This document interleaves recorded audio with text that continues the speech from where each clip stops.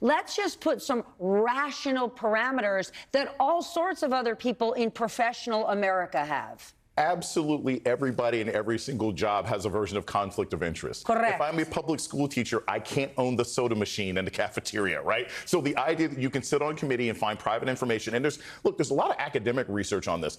Congress people also are very volatile and aggressive traders of stocks because of the amount of information that they have. They act in ways that regular trading people don't really do because they know what the consequences might be, because they might actually be able to influence policy. So, and this has never been something I have ever said and can't imagine saying it again, I agree with Josh Hawley. I actually think this is good policy. I think anyone who stands against it is sort of revealing their own inherent corruption.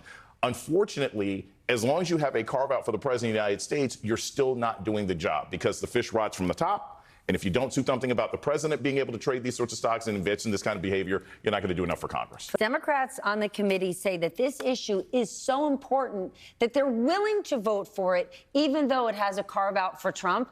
Couldn't you turn to them and say, hey, boys and girls, where you been at? You could. I also think that if you give a carve out to the president, it shows the kind of capitulation that makes people angry, the kind of thing that Cory Booker was saying. But they'll say something is better than nothing.